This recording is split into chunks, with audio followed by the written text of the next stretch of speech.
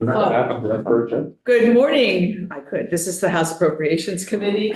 It is Friday, May 15th, 2026. It's 10:25 a.m. We had a break on the floor for the morning. And so instead of doing this bill this afternoon, when we're going to be back on the floor, we're taking up the DMV bill now. And we'll ask for jokes when we're offline. So we have Damian from Ledge Council and Logan from Joint Fiscal Office and Representative Corcoran from the House Transportation Committee. And the bill is S326. So Damian, welcome. Great, thank you. For the record, I'm Damian Leonard from the Office of Legislative Counsel. So there is only one section in this bill that's likely to affect the appropriations of the state. But I'm happy to go through the whole bill with you or highlights of it. Yeah, maybe do a sort of 30,000 foot highlights of it. That would be great, just so we know why there's money. Sure. So let me pull the bill up on the screen here. And if you'd like, I'd be happy to send the committee a section by section summary as well. I think it's fine. Yeah. Thank you. You can find it on House Transportation's website if we need it, I guess. I'm guessing.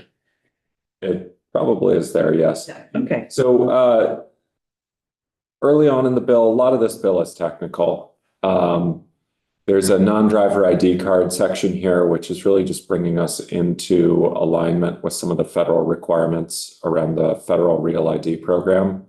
Basically, you can't have a non-driver ID and a driver's license at the same time. You got to pick one or the other.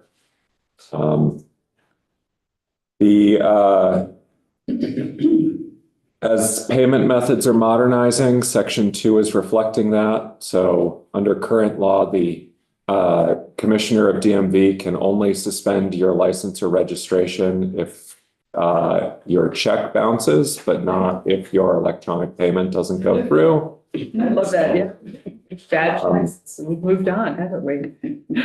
This is everyone's favorite section, the smuggler's notch stuckage penalties. That's mine. Yes. So the penalty is proposed to be increased from $1,000 to $10,000 for entering with an oversized vehicle and $20,000 up from $2,000 if your vehicle gets stuck. So just entering costs you $10,000. If you're oversized, yes. And you could enter but not get stuck because you back up or do something, but you get caught. So could you get fined 30,000 if both of those things? No, it's $10,000, and then if that violation results in substantially impeding the flow, which any stuckage will. Yes. I know, I love that word. Then you will be at $20,000. 2 cases last year. Yeah. And if you do it twice in 3 years, that doubles. So hopefully you've learned after the first time. Is there anybody in Vermont who doesn't like this part of the bill? I have yet to hear that. Okay. Wayne, do you have a question? I was just wondering, did have any repeat offenders? That question, chronically, that asked? No, it has not been. A what? Repeat offenders? Yeah, no, One would think that once would be enough. Yeah. Their numbers have come down. I think it was, north and, and every time we amp up the, penalty, it's gone down. So we're down to 2. Okay. The chicanes are helpful too at the bottom. Yes. But the offenders we've had are folks who see that and go, oh, I'll just drive around it. Right. So they're really asking for it when they go up there. But yeah, if you want to see some pictures, the DMV has a Smuggler's Notch webpage with pictures of the damage to the vehicles as they get wedged in there. So Tom and then Marty. I've always wondered, is there a sign on the highway? Yeah. Is there a sign somewhere on Mountain Road where they can actually take a right? There's like the last chance, last exit. at the chicane, there's space to turn a chicane. I'm sorry. So a chicane is where it goes left, then right, then left again, or vice versa. So if you can't fit through that little slalom they've created, your vehicle will not fit through the notch. So they've created a little, with those sort of like temporary stakes that you can drive over them, but they basically create barriers like you'll see in construction zones or seasonal bike lanes, that sort of thing. They've created that at the bottom. It's a slalom, yes. There's but at that spot, there's a big flashing electronic sign that warns people about going into the notch. And there's a pull off on the right side where you can circle a full-size truck around and head back down the mountain road. So at that point, that is your last chance. At that point, there is also a parking area up ahead, but I think you'd have to be a pretty skilled truck driver. It's narrow. It's for one of the hiking areas. So if they did public art, they could take some of the crushed trucks that had tried to get through there, leave them right there and say, this is you. This could be you. This is art now, but. Right. Could be you. Marty? I noticed this says the employer of an operator has to do this. Are there ever cases where you just have an individual who? Right, so if it's Big truck or a huge RV or something? So if it's the individual is operating it for personal purposes, whether it's their own business or they're taking an RV through, they're subject. If it's a driver for a business, and the business has sent them through the notch, then the business is liable. But an individual is An also individual could be liable, yep. for the same thing. Yeah, so if you take your RV through or you take your personal truck, so if you're an owner operator and you go through there, then you'll be liable for the penalty. Okay. Now that we thoroughly understand that. Yes, and there is a requirement in section 4 to update the signage. Section 5 relates to instances when you have a totaled vehicle. The insurance companies ask that they could use electronic documents with electronic signatures as part of the process. So you've paid out the damages and the insurance company takes ownership, takes title to the vehicle, either to have it junked or scrapped or whatever at that point. But so it's just modernizing our process. Sections 6 and 7 and 8 are another fun set of modernization. Here, our current statute, if you need a duplicate title, so you've lost the title to your vehicle or it's been damaged or destroyed and you need a new title, if you go to the DMV office right now, they will give you a paper title, but the statute says that they can't. The statute says that they have to mail it to you. So we are updating the statute to allow them to actually hand that to you without breaking the law. Sounds like common sense. Yep. Section 9 is clarifying that if you're appealing a title decision, you should bring it to the civil court in Washington County, not the criminal court. A lot of this, like I said, it's pretty technical. The abandoned motor vehicle statutes here, there was confusion over the wording of this sentence. It was a very long sentence. So in consultation with DMV's counsel, we broke it up into 3 subdivisions to try to make it a little more clear for folks. Basically, there are certain vehicles that don't require a title. And then we get to the appropriation. So this does say fees for towing, but it's actually a fee that a towing service can charge the state if they've towed an abandoned vehicle from public property. We updated this to about $125 a few years ago. We're proposing to, the transportation committees are proposing to update it to $250 and also to allow the Agency of Transportation to be reimbursed out of this fund. So it's a fund that's with DMV to provide for these tows from public property. Unfortunately, in recent years, abandoned vehicles on public property have been becoming more frequent, and it's getting hard to find a towing service to come out. So AOT in some instances has been paying in advance and is just seeking to recoup some of the costs. And then for other agencies that have a tow, the towing service can go direct to DMV to recoup. This would propose up to $250 for their costs. Okay, so we'll hear from Logan about total for that and Yeah, it's coming from a health number. Okay, yep. The diesel fuel tax changes here are technical. They are not increasing the diesel fuel tax. This was a change requested by DMV's council, who found that the subdivisions in the section didn't relate logically to each other, so asked to split them into subdivisions and subsections. Section 13, Vermont has had high incidence of folks who are riding their snowmobiles in the state without registration or trail maintenance decal. And one of the reasons for that is that the civil penalty is roughly the same cost as the actual cost to register. So they're proposing to increase the civil penalty to significantly more to encourage people to register or get the decal. Commercial driver's licenses. So this is a fun one.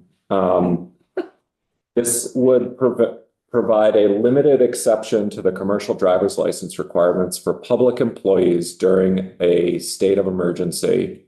If the governor provides specific authorization, they could drive a heavy-duty commercial vehicle during the emergency as needed under the governor's emergency order. So this could be moving a truck out of a low-lying parking lot that's about to be flooded. And it could also include things like operating a plow or a vehicle to provide assistance. Most likely it's going to be the earlier, but it's specific to the governor's order. So the governor gives express direction of I'm authorizing operation in this manner. I see moving something out of the flood zone. Yes. But I'd be a little worried about somebody without a CDL driving a snowplow down 89. I don't think that's what they're envisioning here. I know, but it says you could. Through the notch. Oh, there you go. The notch. It's taking to pay itself for 20,000. Go ahead. I can't imagine that a police officer would give anybody a ticket for helping get one out of the. It's really just to keep us in line with the federal CDL requirements. So there's specific exceptions if the state grants them, but the state has to affirmatively grant them. It's housekeeping to keep up with the feds. It's housekeeping to keep up with the feds and to just ensure that there's a process around when this happens. So it's not willy-nilly. It's got to be pursuant to an express permission in the governor's emergency order related to an ongoing emergency condition. And once that's done, the exemption goes away. And so this would likely be the governor in consultation with the governor's staff saying, we have a situation at, for example, the central garage, which flooded a few years ago. We need to get those vehicles out so we don't lose state inventory. So, it's worth noting that a lot of these heavy duty vehicles are quite complicated to drive. So the people who will be driving them likely have some experience already and just may not have a current CDL. So it's like, I can tell you, I couldn't operate a heavy duty vehicle. I wouldn't know which of the 12 gears to engage. Right. And so forth. Just sit there. So, Tom? yeah. So if I don't have a CDL, I'm a state employee and I don't have a CDL and I've been asked to move the truck, am I still covered in some form of liability? I mean, just talking about if I make a mistake, am I still? The state is, I have. the state's going to cover the liability in this instance. You're operating on behalf of the state. So, yeah, and there's been a lot of questions about, what about during Tropical Storm Irene, there was a suspension of environmental requirements related to operating dredging from rivers, and this doesn't cover that. That's covered under the environmental laws. So this is very specific to providing limited authorization, and it's got to be expressly permitted in the order. It can't just be, have at it. It's an emergency. So. Okay. But yeah, anyway, that, as you can imagine, generated a lot of discussion for all of us. Yes. next section just adds a 1-year non-domiciled commercial driver's license fee. Non-domiciled CDLs are folks who are foreign nationals who have temporary work authorization in the US or are from a state that has had its right to issue commercial driver's licenses suspended.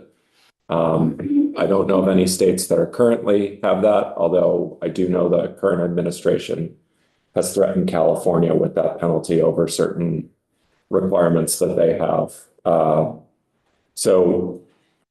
Anyway, it would be a 1-year fee to ensure that we don't run into any issues with having a CDL for longer than an individual is authorized to work. The next one trues up the texting while driving and handheld mobile device provisions for CDL drivers with those for regular drivers. So that just didn't happen the last time we updated those laws to reflect hands-free use.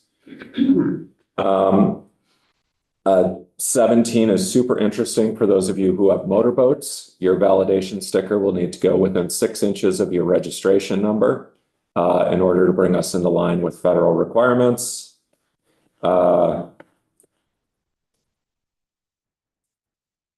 Section 18 also generated a lot of interest. This would require during cold weather, individuals on a vessel that's underway on waters of state waters would have to wear a properly secured Coast Guard approved personal flotation device. There are exemptions if you are hunting or bow fishing in less than 3 feet of water. And Cold weather. so it's cold weather, November 1st to May 1st. And the reason is because of the cold shock from the water. It's also worth noting that if you're on the ferry or the Ethan Allen or another Coast Guard inspected vessel, this doesn't apply. So you won't have to wear a life jacket while you're enjoying drinks on the Ethan Allen. In February. You probably another code pointing out, we wanted this purely as an educational Yes, piece, and so there is no fine. there is no fine. Yeah. But it's This true, is- every year, people across northern New England think it's fine to go out and kayak or do any kind of thing. This covers kayaks and canoes. Kayaks, canoes, motorboats. Yeah, so That's the it's, spirit of Ethan Allen. yeah, so it's, if it's Coast Guard inspected, which basically means a commercial vessel. Right. There is an education and outreach headed up by the Department of Public Safety in consultation with a number of different state and federal agencies. Sections 20 through 22 are another fun one. Some of you may have attended the mini truck day in front of the State House. Kai or K? K. K? So K is short for the Japanese word keiji dosha, which means light duty vehicle. Logan has heard that about 78 times now. But it's a type of vehicle that Japan created a special category for back in the 1950s or 60s to encourage development of small vehicles that fit their cities. These vehicles can be imported to the US if they're 25 years or older. Some of the new ones meet requirements to be sold new in the US. They've become increasingly popular, but there was confusion about whether they could be registered and inspected in the state. And this is just clarifying that. So what was the 25? They can't be imported if they're 25? Or So they can? They have. Most of these vehicles are built for the Japanese market. Yeah. And so they don't bother to get them certified to US safety standards. And so the exception to the US safety standards is if the vehicle is considered an antique, meaning it's 25 years old or older, then it can be imported and brought to the US. So most of these are 2001 or older. Some of the new ones are starting to get certified for the US market. And our president actually was encouraging them to be brought as an affordable option for cars back last fall. So we'll see if anything comes of that, but some of them are being sold new now. But primarily it is a sort of niche. It's popular as a vehicle for small farms or folks who have businesses where they need a vehicle with utility. You can get a very small fuel efficient vehicle that has a similar bed to a pickup truck. So. Section 22, also very popular, requires DMV to update, simplify, clarify, and eliminate non-safety concerns from the inspection manual. So that is the next section here. They're supposed to adopt interim emergency rules by August 1st to implement these changes, and then permanent rules will be filed for adoption then and adopted ideally sometime early in the new year. This is gonna go through LCAR. You will. Mhm. Yes. Look at Trevor. Yes, this will make a couple of stops in LCAR. Sections 23, 24, and 25 relate to what's been grouped as limited use specialty vehicles. These are sort of three categories of vehicles being lumped together. Kit cars, which are cars where you buy a kit that you build at home in your garage. Restoration and modification, or resto mods, which is where you have sort of a classic car, a Ford Mustang, a Porsche 911, some sort of classic car. It goes to a specialty manufacturer. They clean the car up, and then they modify it with modern engine, modern amenities, et cetera. So they're often quite expensive. And then these other specialty vehicles, which are similar to that, but they're replicas of classic cars. So we have a manufacturer of these replicas in Milton. They make something that looks like a second generation Corvette, but runs north of $600,000 with lots of carbon fiber, fully modern engine, et cetera.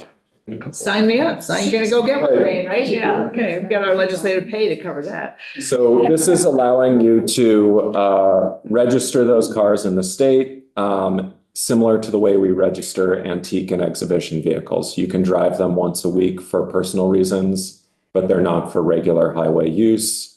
They can also go on the highway for parades and exhibitions and other things.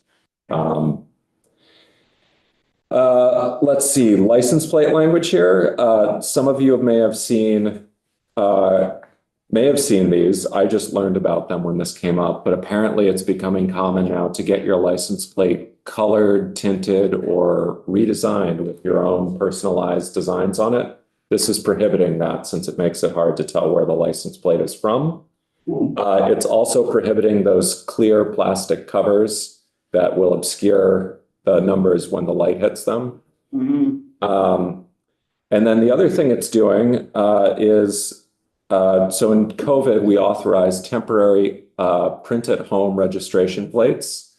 That is being repealed because that has turned into an area for fraud at this point. So the department suspended that program in the fall, and this is permanently repealing it. And then finally, motorcycle exhaust requirements. What this is essentially doing is memorializing the inspection manual requirements for motorcycle exhaust, including that you have to have a muffler or baffle in the exhaust to keep the noise down. And it's prohibiting straight pipe exhausts on the highways, but you can still get an aftermarket exhaust. So it just has to have a muffler. A straight pipe is a hollow pipe without a muffler. It has to have some sort of baffling in it. And if you remove the baffling, which the inspection manual currently says is a failure, it says by law you have to fail. So that's what this is. This was a compromise in the committee. The Senate proposal was to require an EPA compliant label, but many aftermarket manufacturers don't have the facilities to make that. So Go ahead. Side by sides, no baffling on those? good question. I'm not sure. Ones go by my place about 3 o'clock in the morning, don't have any baffles.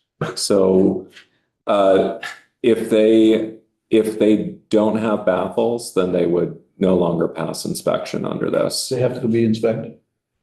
They should be. They should be. Under the law, they're a motor vehicle. They're subject to the inspection requirements. I don't know that all of them are. And this Well, and then people come from out of state. yes. So this won't solve for out of state. This won't solve for people who are already avoiding inspection. Right. So, Next year. but, this is the second year that the committees have heard strong requests for some sort of regulation. And they decided the EPA labeling was going to be too difficult to comply with because of the EPA test is extremely onerous and most small manufacturers that make aftermarket exhaust can't do it. So this was the compromise that they came up with. Okay. And that's it. That's a lot of stuff. All the highlights. Yeah. You made it No. sound fun, Damien. I know. Transportation's gonna be the hot committee next biennium. I know, you just never know which committee is gonna be it, and that's gonna be it. Logan, do you want to come up and tell us about the? Do we also have to talk about the Ways and Means Amendment? The Ways and Means Amendment, is just authorizing sharing of airport tax information with, the Agency of Transportation so that they can comply with FAA grant reporting requirements. Okay, Yeah, okay, yeah. that sounds like all we need to know. Doesn't seem like it's gonna cost any money. Okay, thank you. Hey, for the record, Logan Mover with the Joint Fiscal Office. You have a fiscal note, should be on your main page and on the screen here. Damien just walked through all the sections. There's really just one that impacts sort of the appropriations. That's section 11, that fee that a towing company can charge the state for towing an abandoned vehicle from public property. They're essentially doubling it from $125 to $250.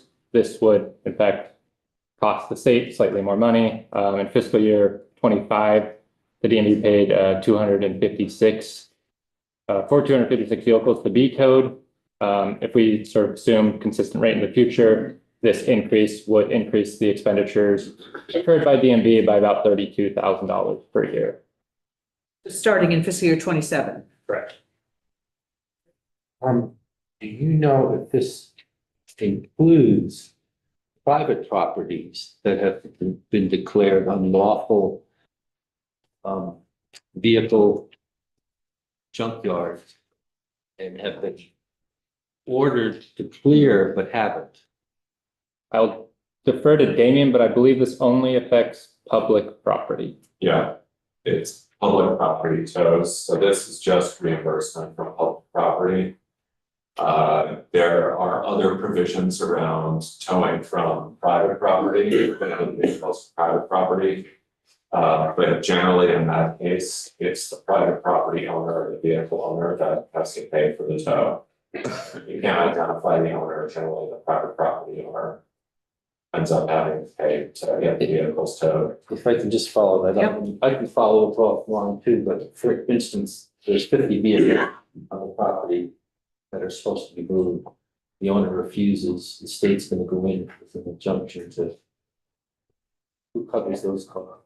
I am not sure who would cover in that case. I think the court may apportion costs in that case. The statute doesn't address that specific situation or that type of situation. It's more of if the owner identifies an abandoned car on their property or the public entity that identifies an abandoned car on its property. That's what the statute applies to. In the case you're talking about, I think sounds like the owner allowed the cars to be on the property and is running an unpermitted junkyard. So that's a different situation, and I think the court in that case will have to apportion costs and determine payment. So Logan, how is DMV gonna pay for this? This would be in their FY 27 budget.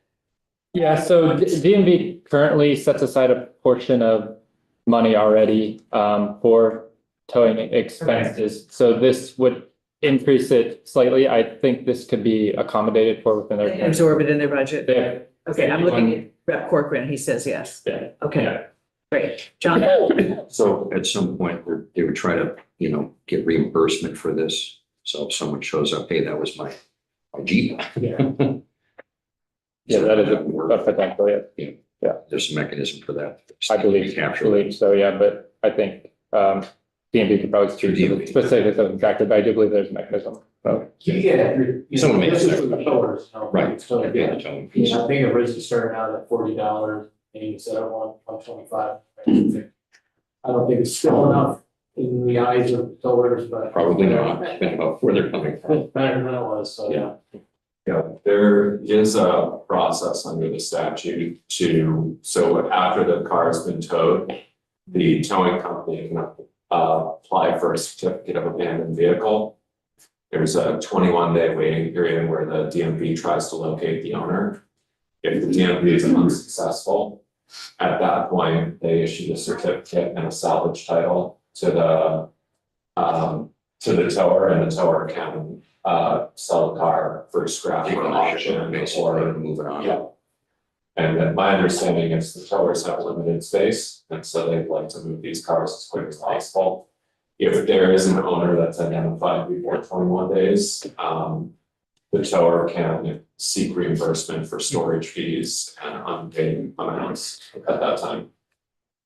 When I was in commerce, there was a lot of time spent on towing cars and the rights and how it worked, and I don't know if you were there or not, but it It's was. before my time in this role. I remember that, yeah. But it Yes. was several times we had this discussion. It's a complicated issue. Right, and that is separate from this, which is state related and very narrow in its focus. Some year, there will be a larger conversation about towing and junkyards and whatever else, but it's not this bill. Right. Amen. Okay.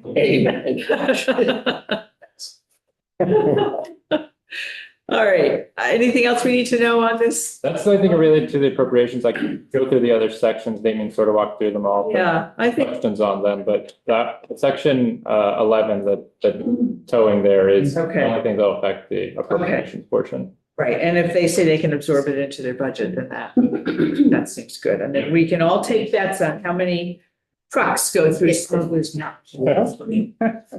I think the notch is open now. I know Lincoln Gap just got opened yesterday. I think that's the other one. Trucks don't go up there because it's dirt for a lot of it, so it's. At Lincoln Gap, it is? Lincoln Gap is a bunch of it at the top. is dirt. Just couldn't get. Yeah, I think it is enough wider in places without trees right on the edge. Although I don't think anybody would want to take a truck up there. So anyway, thank you, Logan. Committee, I'd like to do a vote on this. If we're good, John's going to take this one to the floor because it's transportation. Anybody have any other questions while we've got folks here? Is there a motion to approve S326 as whatever? What's? So moved. Second it. Oh, Oh, I'm you're sorry. there ahead of you, Lynn. It's all right. Thanks, Dave. So it's, what is it, as amended or further amended? Favorably reports S326 has passed the Senate, recommended by House Transportation and amended by House. Okay, great. All right, so if there's no other questions, would the clerk please call the roll? Representative Blumenle, Yes. Representative Dickinson, Yes. Representative Feltes, Yes. Representative Kaczynska, Yes. Representative Roche. Yes. Representative Rawicki, Yes. Representative Squirrel, yes. Representative Stevens. Yes. Representative Yakaponi, Yes. Yes, 10-0. that's 0-1. All right. Thank you. Thanks, Rep. Corcoran.